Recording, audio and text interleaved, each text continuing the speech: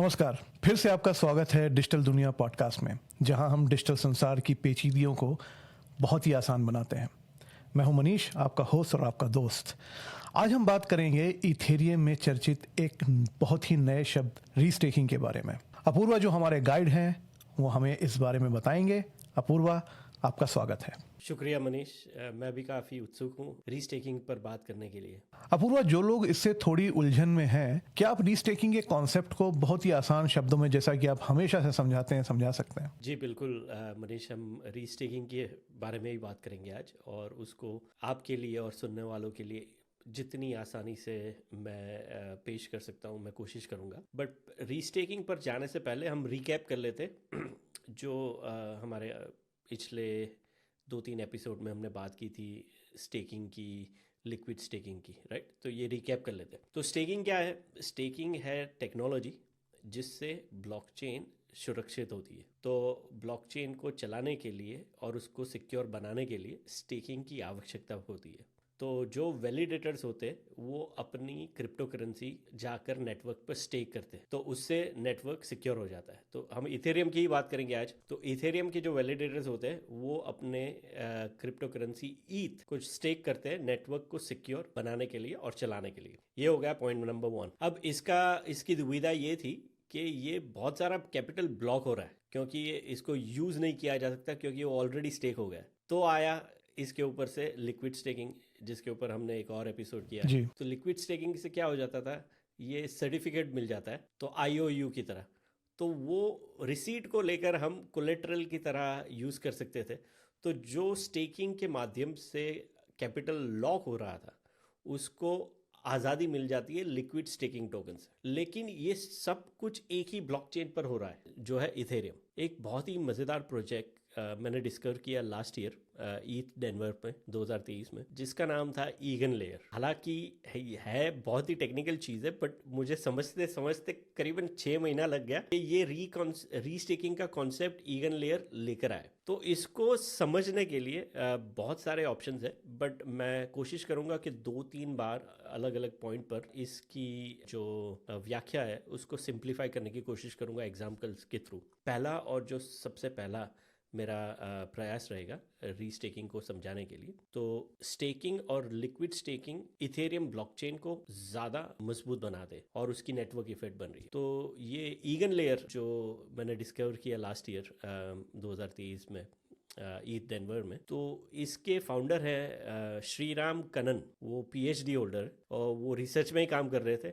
और रिसर्च में काम करते करते उनको ये एहसास हो गया कि जो सिक्योरिटी इथेरियम को सुरक्षित बना रही है, क्यों ना वो सिक्योरिटी रेंट की जाए और उसको और किसी प्रोजेक्ट, प्रोटोकॉल या नई ब्लॉकचेन के लिए इस्तेमाल करने का ऑप्शन दिया जाए। ये रीस्टेकिंग का जन्म ये आइडिया से हुआ। तो इसका मतलब क्या होता है कि अगर कोई भी नई एप्लीकेशन है या नई ब्लॉकचेन है, उसको बनने के लिए, फैलने के लिए और उसको सिक्योर बनाने के लिए वही मैकेनिज्म लगते हैं जो बिटकॉइन को लगते हैं या इथेरियम को लगते हैं। लेकिन आप मान लो कि आप नया बिजनेस लेकर आ रहे हो मार्केट में, पहले ही दिन आपको क्या क्या नहीं करना पड़ेगा। एक तो नेटवर्क इफेक्ट ढूंढनी है, यूजर ढूंढने हैं और सिक्योरिटी भी लानी है। तो उसको आसान बनाने के लिए ईगन लेयर ने क्या कहा कि जो भी इथेरियम के स्टेकर्स है वो आकर ईथ हमारे वहाँ रीस्टेक कर दूं और हम नए प्रोजेक्ट्स को सिर्फ सिक्योरिटी रेंट करेंगे। तो इसके हो गए 2 फायदे। एक्चुअली एक बहुत बड़ा फायदा कि जो आप ईथ स्टेक करके रिवॉर्ड्स मिल रहे हैं आपको इथेरियम में 4-4.5% के, वो मल्टीफोल्ड हो सकते हैं क्योंकि हम सिक्योरिटी और दूसरे प्रोजेक्ट्स, प्रोटोकॉल्स या ब्लॉकचेन को रेंट करने वाले। तो वो हो गया आपके वही रिवॉर्ड्स जो आपको मिल रहे थे वो मैग्नीफाई हो रहे हैं। एक जोखिम है कि अगर आपने सही प्रोजेक्ट, ब्लॉकचेन या प्रोटोकॉल सिलेक्ट नहीं किया, जो रिस्क आपको स्टेकिंग में था स्लैश होने का, वो भी मैग्नीफाई होगा। तो ये बहुत ही डायनामिक चीज है, बट आप ये समझ लो कि 2024 रहेगा, हिस्ट्री में मार्क रहेगा लिक्विड रीस्टेकिंग या रीस्टेकिंग प्रोजेक्ट के माध्यम से। तो मनीष, मैं आशा करता हूँ कि मेरा जो पहला प्रयास था रीस्टेकिंग को समझाने का आपको और हमारे सुनने वालों को, तो वो सफल रहा होगा। नहीं, बहुत अच्छे से आपने समझाया, लेकिन एक चीज़ जो मेरे जहन में ये आ रही है कि लेकिन हमारे जो लिसनर्स हैं उनको ये जानकारी ज़रूरी क्यों होनी चाहिए? जैसे मैंने मनीष आपको बताया कि रीस्टेकिंग के माध्यम से ईथ जो है, जो आपका कोलेटरल है, जो आपके रिवॉर्ड्स है, वो मैग्नीफाई हो जी। और उसके साथ क्या हो रहा है कि नेटवर्क और इथेरियम का नेटवर्क बहुत ही गाढ़ा हो रहा है और जो नेटवर्क इफेक्ट उन्होंने 8 साल में बनाया है वो कंपाउंड होने शुरू हो गए। तो इससे क्या होगा कि बहुत सारे लोग, बहुत सारे इन्वेस्टर्स, बहुत सारे डेवलपर्स और भी आकर्षित हो गए ईथ पर, क्योंकि ईथ अपनी सिक्योरिटी रेंट आउट करने की कोशिश कर रहा है। तो मैं आपको एक दूसरा उदाहरण लेता हूँ फिर से समझाने की। वर्ल्ड वॉर 2 के बाद नेटो का अलायंस बना, तो यूएस ने क्या कर दिया कि यूएस सबसे बड़ा सुपर पावर उभर के आया। तो यूएस ने कहा कि हम नेटो के मेंबर को हम सिक्योरिटी रेंट करेंगे, आपको मिलिट्री डेवलपमेंट में निवेश करने की आवश्यकता नहीं है, आप अपना इकोनॉमी पर फोकस कीजिए, आप कारोबार पर फोकस कीजिए, आपकी जो नेशनल सिक्योरिटी है हमारी जिम्मेदारी है, वो हमारी जिम्मेदारी। तो मोटा मोटा आप यही समझ लो कि इथेरियम जो ब्लॉकचेन है और उसकी जो नेटवर्क इफेक्ट है और उसके साथ जो स्टेकिंग की वजह से उसकी जो सिक्योरिटी है, तो वो नए प्रोजेक्ट्स को रेंट करने वाला है। वो भी होने वाला है कंप्लीटली डिसेंट्रलाइज मैनर में, बहुत ही विकेंद्रीकृत होगा ईगन लेयर के माध्यम से, तो कोई उसको कंट्रोल नहीं कर सकता है। जी, आप कुछ कहना चाहते हैं? नहीं, मैं बिल्कुल मैं एक तरीके से समझने की, जो आपने बड़ा अच्छा एग्जांपल आपने नेटो का लिया, तो बेसिकली इसमें है क्या कि जो ईथ है, इथेरियम है, जो नए प्रोजेक्ट्स आते हैं, अगर जो आपने ईथ अपने स्टेक किए हुए हैं और उन्हीं को अगर आप उन नए प्रोजेक्ट्स के लिए रीस्टेक करते हैं, तो उनका जो सिक्योरिटी प्रोटोकॉल है उन नए प्रोजेक्ट्स को बैक कर रहा है। तो बेसिकली उससे दो फायदे हैं, एक तो ये कि आपको इथेरियम की बैकिंग मिलती है, दूसरा वो प्रोजेक्ट्स भी सॉलिड हो जाते हैं और चूंकि वो इथेरियम के सिक्योरिटी प्रोटोकॉल फॉलो कर रहे हैं तो उनकी पॉपुलैरिटी भी बढ़ जाती है। मनीष, बिल्कुल सही कहा आपने। जो सिक्योरिटी प्रोवाइड कर रहा है इथेरियम ब्लॉकचेन दूसरे आने वाले प्रोजेक्ट्स के लिए और डेवलपमेंट के लिए, मैं आपको फिर से एक रिकैप देता हूँ। तो दूसरे माध्यम से देना चाहता हूँ। कोई भी ब्लॉकचेन होती है तो उसको चाहिए यूजर्स। इंटरनेट को फैलने के लिए क्या चाहिए? यूजर्स कैसे आएंगे? ज्यादा वेबसाइट होगी, ज्यादा एप्लीकेशंस होगी, नए नए प्रोजेक्ट्स होंगे, तो लोग यूज करेंगे तो ट्रैफिक बढ़ता रहता है। उसी तरह से डिसेंट्रलाइज्ड प्लेटफॉर्म पर ब्लॉकचेन के माध्यम से अगर किसी नए प्रोजेक्ट को आना है तो सबसे पहले तो उसको यूजर मार्केट फिट मिलना चाहिए। पहला ये गोल है। दूसरा गोल है कि अगर वो मिल गया तो उनको अपना नेटवर्क डिसेंट्रलाइज बनाने के लिए इंसेंटिव देने पड़ेंगे, क्योंकि आप खुद का अपना नोड चलाकर, जैसे फेसबुक है, यूट्यूब है, चला सकते हो, बट उसका वर्जन क्या रहेगा? वो सेंट्रलाइज वर्जन रहेगा। उसको विकेंद्रीकृत करने के लिए हमें क्या करना पड़ेगा कि लोगों को इंसेंटिव देना पड़ेगा कि ये ब्लॉकचेन की इकोनॉमी में पार्टिसिपेट करें। तो इंसेंटिव का मतलब क्या होता है कि वो नया प्रोजेक्ट है या ब्लॉकचेन है, उनको अपनी क्रिप्टो करेंसी या टोकन बनानी पड़ेगी, वो टोकन डिस्ट्रीब्यूट करनी पड़ेगी मार्केट में यूजर्स को कि भाई आप हमारा प्रोजेक्ट यूज करो और फिर आकर उसको स्टेक करो सिक्योर करने के लिए, विकेंद्रित करने के लिए। अब ये जो प्रोसेस है वो प्रोसेस बनने, डेवलप और फलने फूलने में सालों लग जाता। अब उसके विरुद्ध आप नए प्रोजेक्ट हो, आपका प्रोडक्ट मार्केट फिट है, आपको पता है ये प्रोडक्ट या ये गेम या ये एप्लीकेशन आप जो डेवलप कर रहे हो ये परफेक्ट है, ये काम हो सकता है, तो आपको पूरी जो इकोनॉमी डेवलप करने की और टोकन सप्लाई करने की ये जो बड़ी मशक्कत है वो करने की आवश्यकता ही नहीं है, क्योंकि आप ईगन लेयर के माध्यम से सिक्योरिटी रेंट कर रहे हो। और अगर आपका एक प्रोजेक्ट में दम है और अगर आपने लोगों को एजुकेट किया है, तो जो रीस्टेकर्स है वो अपने ईथ आपको रीस्टेक करके सिक्योरिटी रेंट करने वाले। तो पूरे क्राउड में नॉर्मल सिनारियो में क्या होता है कि ये जो इकोनॉमी डेवलप करने में क्या होता है कि हिट एंड मिस होता है। आप अंधाधुन गोलियां चला रहे हो होपिंग कि आपका टारगेट हिट हो रहा है कहीं पर, तो वो बहुत ही, what's the best way to say it, वो बहुत ही एफिशिएंट नहीं है, क्योंकि मैजिक है, लग गया तो लग गया। लेकिन आपको यहाँ पर ऑलरेडी एस्टैब्लिश कम्युनिटी मिल जाएगी, अगर उनको समझ में आ गया है तो वो आपको रेंट कर रहे हैं, तो आप रिवॉर्ड्स दोगे, लेकिन वो रिवॉर्ड्स डायरेक्ट राइट प्लेसेस पर राइट लोगों के पास ही जा रहे हैं, तो आपको आंख बंद के फायरिंग करने की जरूरत नहीं है होपिंग के टारगेट हिट हो रहा है। तो ये एक दूसरा पहलू था जिसकी थ्रू मैं आपको और आप हमारे सुनने वालों को समझाने की कोशिश कर रहा था कि ईगन लेयर के रीस्टेकिंग की वजह से क्या बेनिफिट अलग आने वाले प्रोजेक्ट्स को या ब्लॉकचेन को हो सकता है। आपने बहुत अच्छे से समझाया और मेरा जो अगला सवाल था कहीं ना कहीं मुझे लगता है कि उसका जवाब मुझे मिल गया है, लेकिन मैं फिर भी आपसे पूछ लेता हूं, और अगर आपको लगता है कि कहीं पे कोई कुछ कसर बाकी रह गई हो तो आप उसको पूरी कर देंगे। तो अपूर्वा, हमारे जो कन्नन साहब हैं और ये जो ईगन लेयर लेके आए, इसको एक क्रांतिकारी परिवर्तन की तरह क्यों देखा जाता है? आपने थोड़ी देर पहले समझाया जो 2024 में जो आने वाला समय है, ये बड़ा ही क्रांतिकारी समय है ईगन लेयर की वजह से ब्लॉकचेन की दुनिया में। इसके इम्पैक्ट के बारे में आपने काफ़ी कुछ बता दिया है, काफ़ी कुछ आपने उसको एक्सप्लेन कर दिया, लेकिन अगर कुछ छूट गया हो तो हमें और हमारे लिसनर्स को थोड़ा सा बता दीजिए। मनीष, आपने बहुत ही इंपॉर्टेंट क्वेश्चन पूछा है ईगन लेयर के बारे में कि ये गेम चेंजिंग कैसे हो सकता है, या 2024 का जो साल है, क्रांतिकारी। तो ये बिल्कुल मुझे यहाँ से दिख रहा है कि ये ब्लॉकचेन के लिए हम जब बात करते हैं तो बड़े बड़े दो पड़ाव रहे हैं। एक रहा है 2009 जब ब्लॉकचेन शुरू होती है, ब्लॉकचेन का नेटवर्क शुरू होता है बिटकॉइन के माध्यम से। फिर उसका दूसरा पड़ाव आता है 2015 में, ब्लॉकचेन डायनामिक हो जाती है इथेरियम के आने से। उसी तरह से मेरा ये मानना है कि 2024 याद रहेगा ईगन लेयर के आने से, क्योंकि ईगन लेयर का अभी मेन नेट लॉन्च नहीं हुआ है, बट 2024 में होने वाला है, होपफुली सेकंड या थर्ड क्वार्टर में होगा। तो इसके आने से ये चेंज हो जाएगा। तो आपका जो क्वेश्चन था कि ईगन लेयर को डायनामिक या क्रांतिकारी क्या बना, तो आप ये समझ लो ईगन लेयर को यूनिवर्सल एडेप्टर हो गया ये। तो ये जो इथेरियम की सिक्योरिटी है, ये यूनिवर्सल एडेप्टर के साथ कनेक्ट होकर आप कहीं पर भी यूज़ कर सकते हो, चाहे वो अलग अलग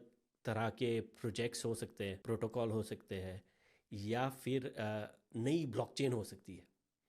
तो ये यूनिवर्सल जो एडाप्टर का कॉन्सेप्ट ईगन लेयर के माध्यम से हो, तो ये इथेरियम को कनेक्ट करता है यूनिवर्सल एडाप्टर के साथ, और वो कहीं पर भी हम ले जा सकते हैं। और इसके यूज केसेस मैं चाहूँ तो भी अभी सोच नहीं सकता, इतने सारे बन सकते। तो ये स्पेस इसकी वजह से ही इतनी क्रांतिकारी adaptability is the key. Ji.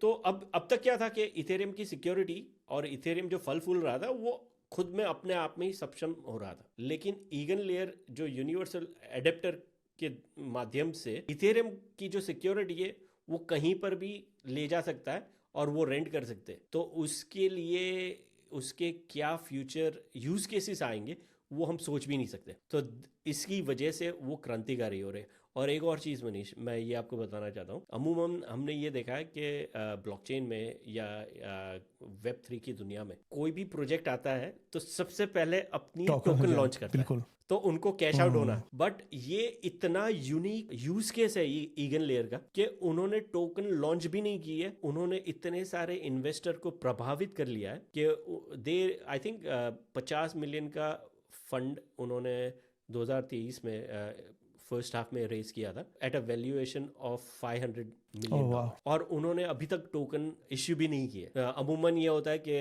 Projects cash in करना चाहते हैं, इन्वेस्टर्स कैश इन करना चाहते हैं कि इतनी हाइप बिल्ड हो रही है तो व्हाई नॉट, चलो निवेश वापस आ जाए, उसको कैश इन कैसे किया जाए, लेकिन इन्होंने ये नहीं किया है। ये बड़ा ही इंटरेस्टिंग पॉइंट आप लेके आए हैं, और मुझे एक्चुअली इसके बारे में पता नहीं था। अगर इसका खुद का कोई टोकन नहीं है तो ईगन लेयर यूज करने वाले जो यूजर्स हैं उनको इसका लाभ कैसे मिलेगा? ओके मनीष, तो समझिए आप कि बहुत ही ब्रॉड स्ट्रोक में लगाने वाला हूँ यहाँ पर, राइट। तो हम बात करेंगे एक बिग पिक्चर की। तो आने वाले 3, 4, 5 साल या 10 साल, तो ये यूनिवर्सल जो एडेप्टर बन रहा है ईगन लेयर के माध्यम से, उसके जैसे हमने पहले बात की यूज केसेस हमें नहीं पता है, क्योंकि इतने सारे यूज केसेस हो सकते हैं। अब कोई एप्लीकेशन हो गई या कोई ब्लॉकचेन हो गई या कोई नया प्रोजेक्ट हो गया, वो यही टेक्निक यूज करके मान लो ढांसू सा वेब3 सोशल बना रहा है, जैसे फेसबुक है या ट्विटर है, और वो एप्लीकेशन बढ़ गई और बहुत ही फास्ट पेनिट्रेट हो रही है क्योंकि उसके पास यूजर्स ऑलरेडी एस्टैब्लिश यूजर्स है जो फिट हो रहे हैं उस मॉडल में। तो